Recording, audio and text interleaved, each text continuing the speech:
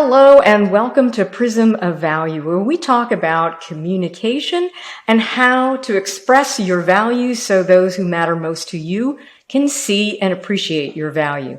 And I'm really excited today to have as my guest Terri Freeman, who's the executive director of the Reginald Lewis Museum of Maryland African American History in Baltimore, a position that she assumed earlier this year during the pandemic, after a very successful tenure at the National Civil Rights Museum in Memphis. And I've known Terri for a long time when she was at the Community Foundation of Greater Washington.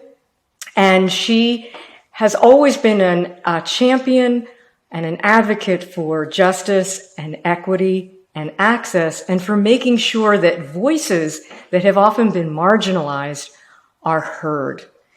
And so welcome, Terri. It's just a pleasure to have you here and that you're back in Maryland. Thanks, Liz. It's so good to see you, and it's great to be with you. So tell us about the Reginald Lewis Museum and why you're so excited to be leading that museum at this time. Well, the Reginald F. Lewis Museum was established and opened, I guess I should say, in 2005 in Baltimore, and it is a state museum that is a repository for African American history and culture throughout the state of Maryland. Maryland has been very instrumental in the development of our country, and Maryland has an interesting history as it was not a Confederate state, but it was a border state. So it kind of was one of those walking on both sides of the aisle. Maryland had enslaved people and also had free blacks, more free blacks, in fact, than they had enslaved people. But you can kind of imagine how odd it was to live back in that time if you were enslaved, yet saw free blacks. And as a free black, had to actually carry papers to make sure that you weren't identified as enslaved. So the history of Maryland and how it developed over time has been quite interesting. And so this museum is dedicated to that history, but it's also dedicated to the culture of what is African Americans, not just in the state, but generally. And in talking about the culture, you can't not talk about current issues, right, that are affecting Black people, disenfranchised populations, people of color, but in particular, Black people. Why am I excited to be here? Well, first off, I was excited to be able to come back to Maryland. I was ready to kind of come back home, if you will, and be in one place, frankly, with my husband, since he was commuting between Baltimore and Memphis, Tennessee. But I was also excited because this museum is in what I would call a building phase.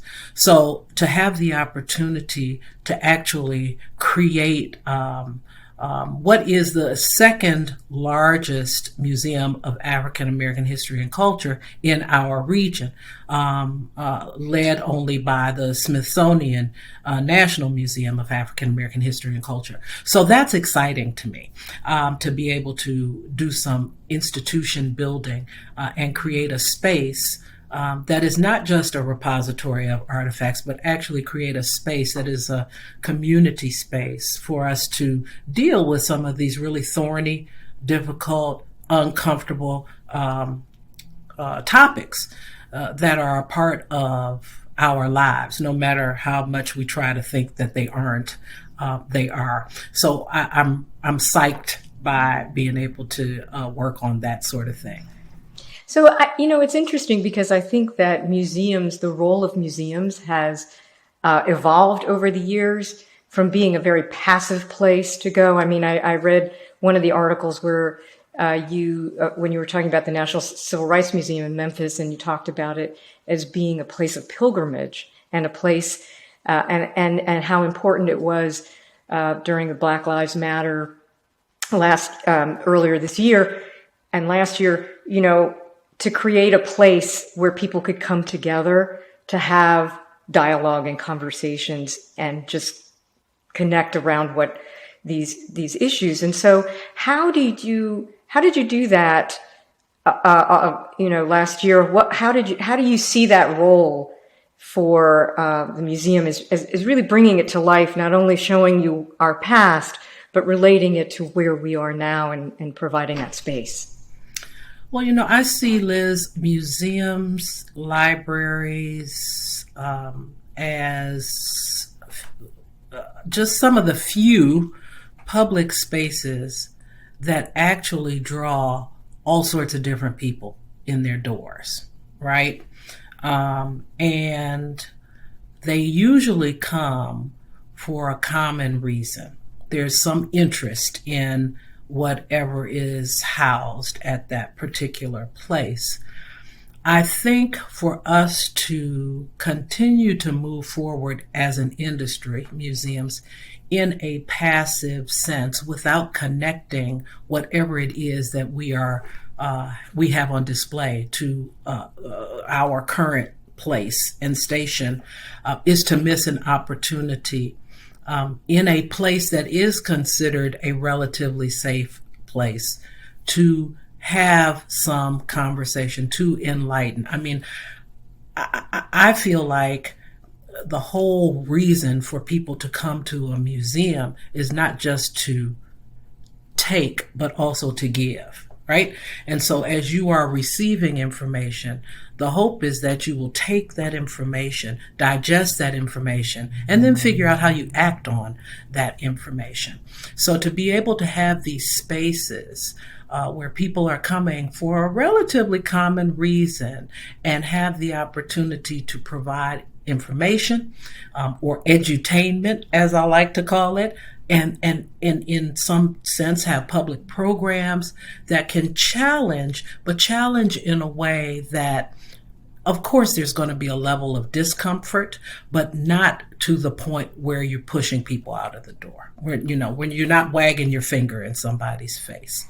But in these places, in these spaces, in these few spaces that we have now that are welcoming to everyone, if you will, for us to only have a passive experiential opportunity is to waste, I think, the resources. So I think all museums, art museums, history museums, cultural museums, all museums now are trying to figure out, how do I better engage the audience? So it's not just let me come and see what's on the walls, but let me engage with this information and take something away from it and then give something back to the community.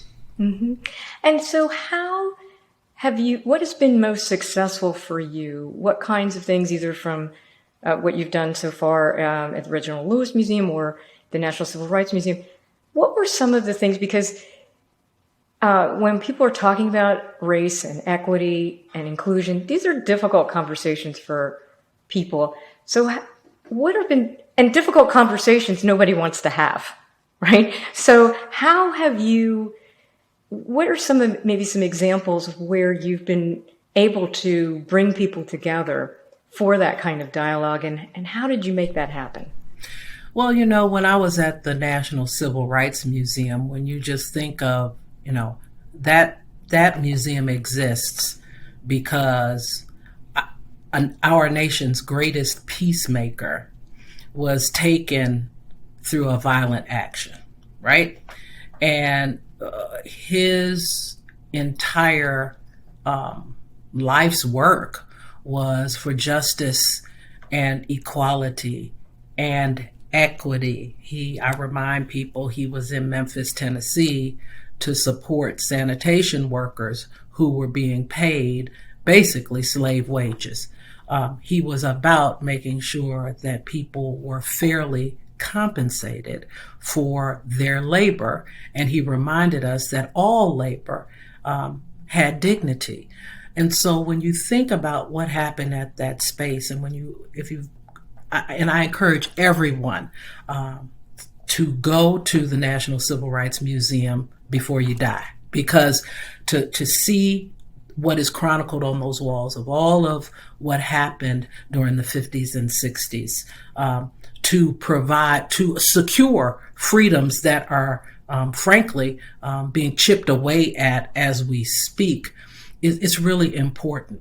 But when you have that type of content, how can you not deal with the issues that are the reason for the space being created? And even here at the Lewis Museum, when we're talking about the history of African Americans, basically any place in the United States of America, we are documenting a history of triumph over real tragedy, of oppression and opportunity. So it's hard to not face the fact that much of that tragedy, much of that oppression, I won't even say much, I'll say all, was racially based, right? So if we can't talk about race here, we can't talk about it anywhere.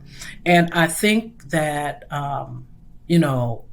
people have to understand that we are always going to be a nation, as we can see with our census data now. We are always going to be a nation of differences, right? But different doesn't mean bad. And when we can look at each other more through a human lens, and acknowledge that our experiences are different, then we can move forward in trying to achieve some common goals. But we have to acknowledge the past, and we have to acknowledge those differences and understand each other's truths. Yes, yes. And in a way, being in a place like a museum, it almost puts in 3-dimension, because you're not just listening to it, you're seeing it, and in a place, I think, like the National Civil Rights Museum, which was the site of just such a horrific, loss to America of Dr. King, there's an experiential element of that, and that probably enables certain kinds of these conversations to happen in a different way than if you're just sitting across a conference table right? Exactly. I mean, I tell the story of once walking through that museum when we had guests in, and it was obviously a grandfather with his grandson in the museum, and he was walking through, I think it was the Birmingham exhibition, and looking at the jail cell that's there, and then looking at the video of the dogs and the water hoses, and he's talking about what was going on, and his grandson stopped him and he said, "So what did you do?" And it's those questions from our youngest citizens, when they see that, there's a certain level of expectation, right? And he was able to ask that question because of what he saw. Here at the Lewis, we have things like iron shackles that were actually worn by enslaved Americans. How can you look at that and not have some type of response? Now, I can't dictate the type of response you will have, but how do you look at that and not have some response? So if we want to have a conversation, we can bring in artifacts, like you said, 3D demonstrations of this is it. This is a fact. This is there are such things as facts, and this is a fact. It happened, and just imagine what it must have been like as a human being to have iron around your wrists or around your ankles. And so, yes, it facilitates those conversations. Right. It sort of opens the door. Well, one of the things we were talking about is how when you were at the Community Foundation, you were working to advocate and to create the space for these conversations before it was kind of a thing to have these, where people accepted that we should have these conversations, where it was more. And so how do you deal with, folks who at that point, people just couldn't deal with it or didn't want to deal with it or couldn't see the need for it, right? And so how, when you're thinking about communicating and getting people to pay attention to things that are really important issues. So you've been at this for a long time, and I guess So how do you keep that energy up, and how do you keep it moving forward? Well, Liz, as you know, I never stopped, even though it was certainly an uphill battle when we were doing the series called Putting Race on the Table. Even we went to, I guess it was the Museum of Natural History, and had a donor event in an exhibit that they had called Race, Are We So Different? And it's just one of those things that people think, as long as I don't talk about it, it's not a problem. Well, I guess when you are the subject of that, it's always what you do. It is always who you are. I will say that where we are now with our society makes the conversation a lot easier, because everyone recognizes, or at least they talk the talk, that diversity, equity, and inclusion, and people are now even saying accessibility, are issues that we have to take seriously. Now, I'll be the first to say that I think we need to drop the D, because I think we do diversity just fine. I think we are good at picking the different faces to sit around the table. I don't think we do as good of a job at ensuring that people are included. And having worked, frankly, in financial services for a part of my life, having worked in the community foundation industry, which is very closely related to financial services, and knowing that financial services continues to be a predominantly white male industry, it was difficult to push through on some of these conversations, but some of this is beginning to open up. And I think as we recognize, and I use the census data because the census just told us what we knew was happening, right? We knew what it was going to look like, that you can't exclude more than 50% of the population, right? And you need to tell those stories.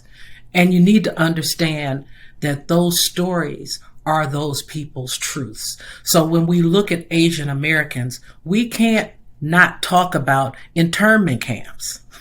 We have to talk about those things. That's a part of their true history. You can't say, oh, well, slavery happened so long ago. What does that have to do with anything? No, it has a lot to do with everything. Jewish people talk about what happened during the Holocaust. It is a part of who they are. It is a part of what makes them them. And so I think it's important that we push forward. And you don't have to smack people in the face, or at least I don't think you have to smack people in the face.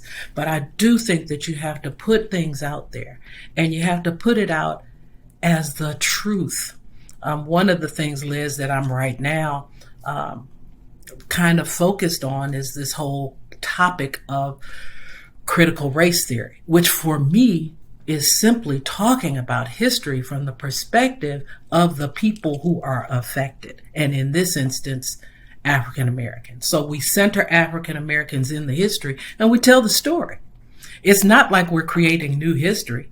It's just that we're telling the part of the story that other people didn't want to tell. And so you just have to push for, because we owe it to our children for them to know the truth, and for them to then be able to, frankly, build relationships differently than we built relationships in the past. So you're a communicator. That's what you do. A part of this is just continuing to beat the drum and continuing to push forward. And in some instances, somebody stops and they ask you a question, and that's how the conversation begins. In other instances, people are just absorbing your beating that drum over and over again. And so until I can't any longer, I will beat this drum because I think it's important. And honestly, as a society, I think once we get beyond our issues with race, then we'll be able to really function as a powerful society. Mm-hmm. Yeah. And how important it is, to tell those stories and to make those stories visible. Because I certainly know growing up, when I went to a public high school, there was so much in history that we were not taught. And I think for a lot of folks, most recently about the Tulsa race riots, I mean, that was you just didn't hear about it. It just wasn't even in the book. So that the importance of story and making those stories visible and alive for people to then understand and then take from them what they're going to take. But if you don't know that they're there, then you have no context. Yeah. One thing I wanted to talk about is, the pandemic has been really hard for cultural institutions who depend on visitors. So, and I know that, the worst parts of the pandemic, you were at the National Civil Rights Museum when things started, and now here. What are some of the ways that you've been trying to navigate through this? It's not even a new normal, it's a shifting normal. Because just when you think, okay, it's all right, or we're going to do this, now we have to pivot again. So I was just curious how you've been navigating through that. Yeah, I actually, and it's on my, what's the name of it? The Inclusive Museum Leader is the name of the book. I wrote a chapter, and it was all about the lessons that you learned during this really difficult time. I have to say, Liz, and I worked through September 11th.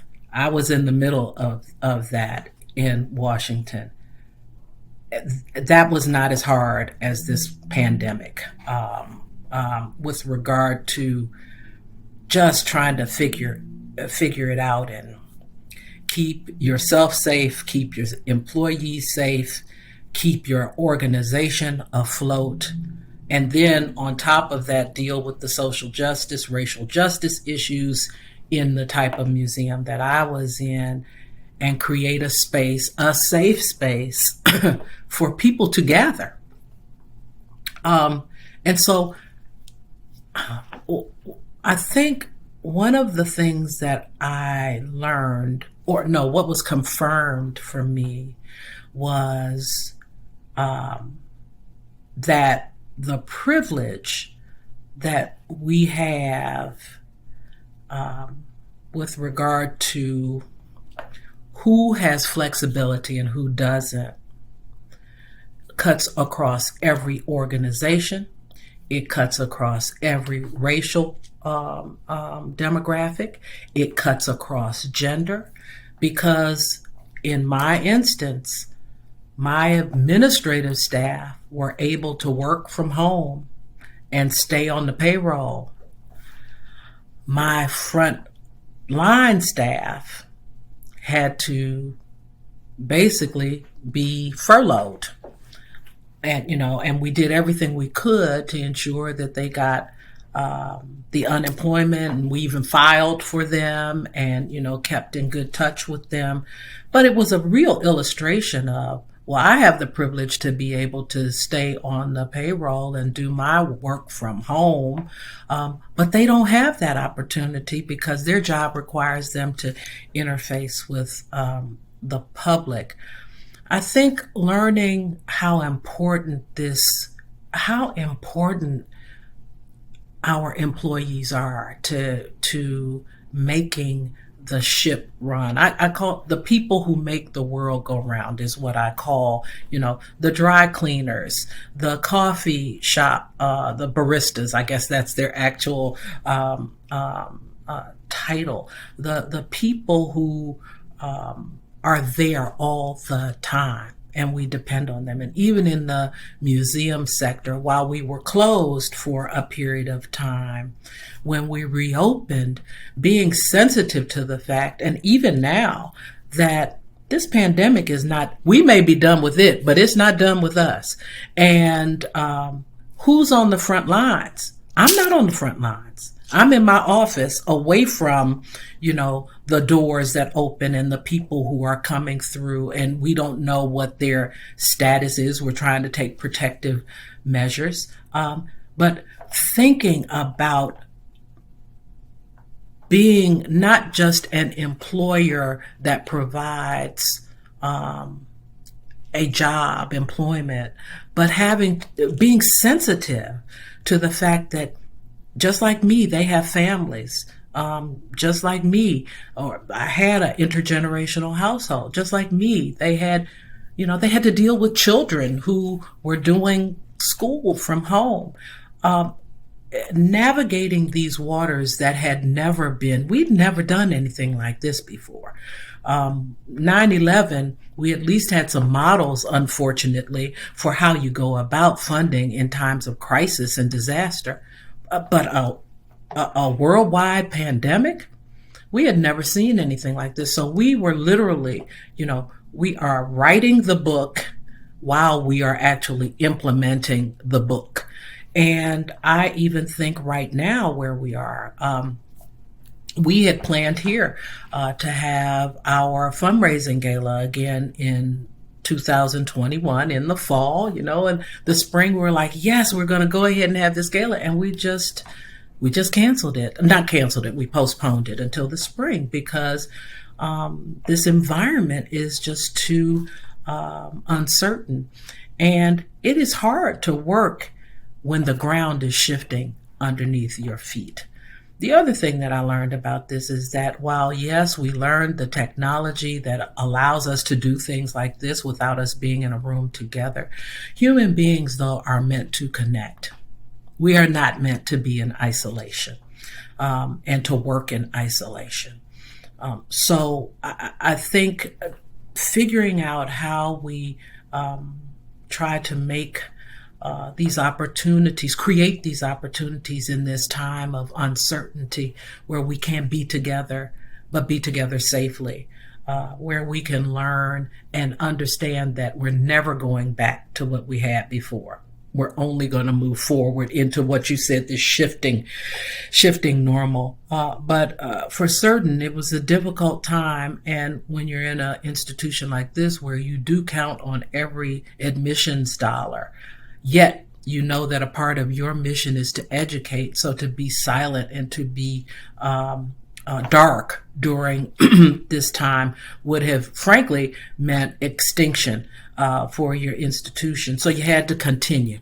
And I'll have to say that I have to thank all of the people both here in Baltimore as well as people in Memphis, donors who supported these institutions during a time when our doors were closed, because we wouldn't have been able to continue to do this work had we not had the incredible support of individuals and organizations who recognized this is a really tough time. Mm-hmm.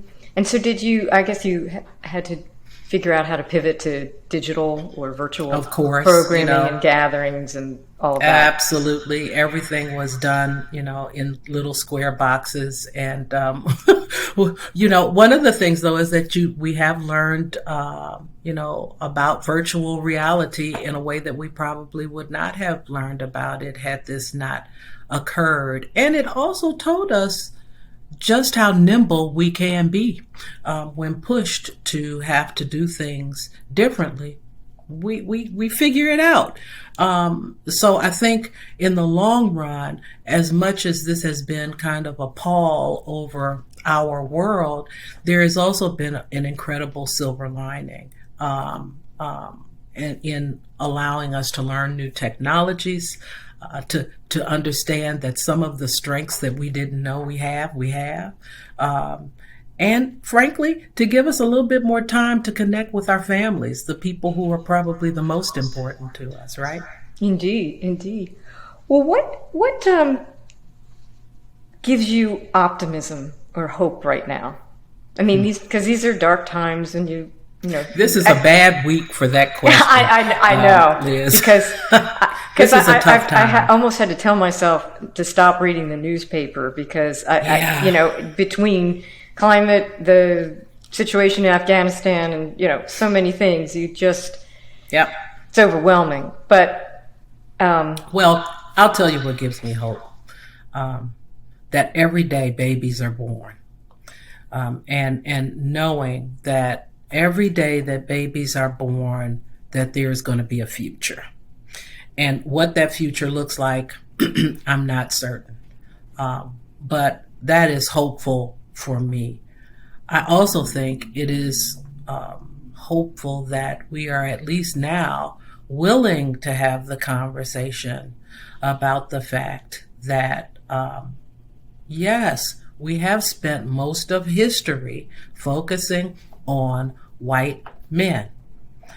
I don't have anything against white men. Let me just be totally upfront about that. I have nothing against white men, but their history isn't the only history. And the fact that we are at least in a place now where we're saying, well, wait a minute. What about all those black folks? Wait a minute. What about Native Americans? Wait a minute. What about women and the contribution they've had? Wait a minute. What about trans people? They have contributed. What about the LGBTQ community in general?